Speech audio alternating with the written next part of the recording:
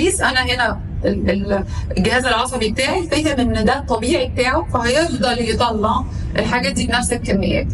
طب ايه الخطر منها؟ الخطر منها ان ده مش بطيء، وان ده بعد الشر عليكم بيعمل تآكل في السيستمز.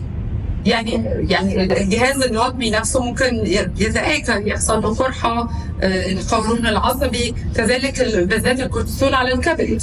في ناس ممكن تكون رفيعه بس عندها كبد دهني. ليه؟ لان الكورتيسول اول حاجه بيعملها بيغلف الكبد بالدهون،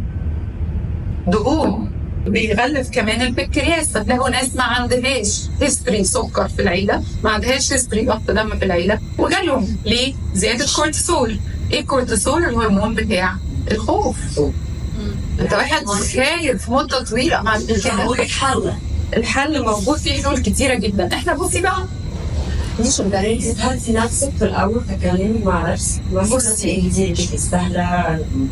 في ناس بتعرف تريجليت نفسها، ودي بتبقى من وهي صغيره متدربه على الايموشنال انتليجنس وفاهمه مشاعرها من وهي صغيره. البيرنتس او يعني الاهالي كان عندهم اديوكيشن معين، عرفوا يفهموا الولاد ان ما فيش حاجه مستاهله، او شافوا الاهالي كانوا فيري كالم.